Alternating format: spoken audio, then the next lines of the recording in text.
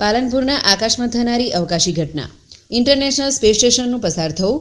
દિશા ઉત્તર પશ્ચિમથી દક્ષિણ પૂર્વ. સાંજે 19:08 ઉત્તર પશ્ચિમ દિશામાંથી ઇન્ટરનેશનલ સ્પેસ સ્ટેશન નામનું અવકાશયાન કે જેમાં કલ્પના ચાવલા અને સુનિતા વિલિયમ્સ રહેલ તે એક મોટા પ્રકાશિત તારા સ્વરૂપે આવતું દેખાશે.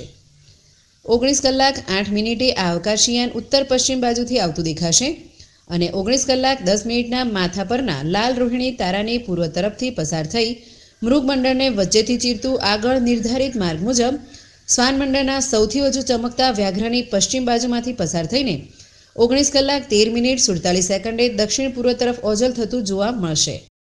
આપણે આ યાનને નિહાળીશું ત્યારે તેમાં એક કેનેડિયન, એક રશિયન અને એક અમેરિકન મહિલા એમ મળીને કુલ 3 અવકાશયાત્રીઓ છે, જેને આપણે આ સાથે રજૂ ફોટામાં જોઈ શકીએ છીએ. આ અવકાશી ઘટના સમગ્રથી નિહાળી શકાશે. સ્થળ પ્રમાણે યાન અને તારાઓની રિલેટિવલી બદલાશે.